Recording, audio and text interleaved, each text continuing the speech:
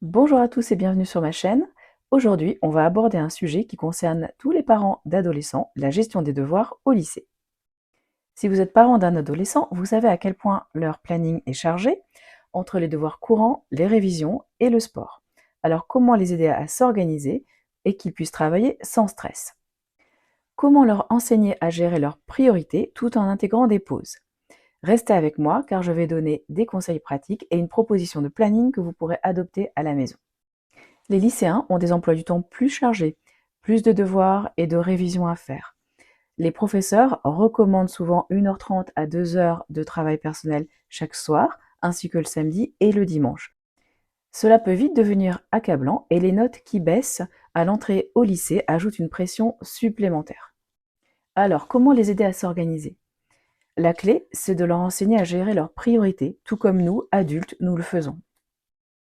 Un bon planning de devoirs commence par une gestion claire des priorités. Alors voici ce qui devrait figurer sur la liste de chaque soir.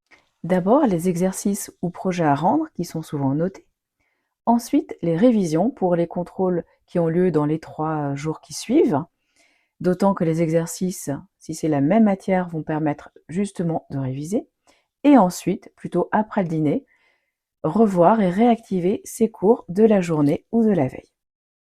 Il est important d'attribuer un temps à chaque tâche, sinon le jeune peut y passer deux fois plus de temps, voire 3 fois plus de temps, s'il considère qu'il a tout son temps devant lui.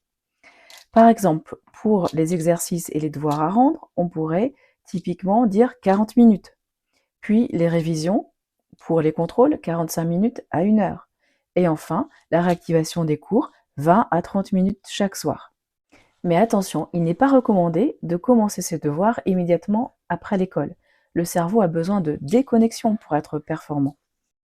Une pause permet par la suite d'être plus concentré. Voici un planning qui intègre des pauses et qui pourrait être appliqué le soir. 20 minutes de sport ou d'étirement après le lycée, puis 30 minutes de goûter ou de pause. Enfin, 1h30 de devoirs, notamment les exercices et devoirs à rendre, plus les révisions.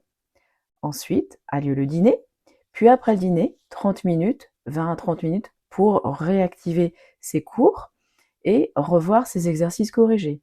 Enfin, 30 minutes de pause, lecture, détente avant le coucher. Ce planning offre une bonne balance entre travail et relaxation, ce qui permet de ne pas saturer l'esprit. Et souvenez-vous, le but est d'être plus efficace, pas plus fatigué. Un autre aspect fondamental à leur bien-être est l'activité physique. Comme les adultes, à force de passer du temps en classe et sur leurs devoirs, les adolescents peuvent commencer à souffrir de sédentarité.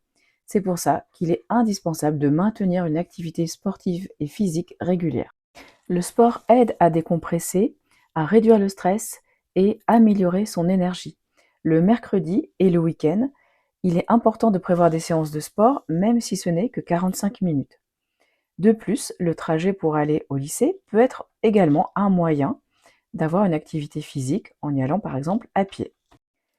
En conclusion, voici comment nous pouvons soutenir nos adolescents dans leur organisation. Apprenez-leur à gérer leurs priorités. Encouragez-les à respecter un temps limité pour chaque tâche.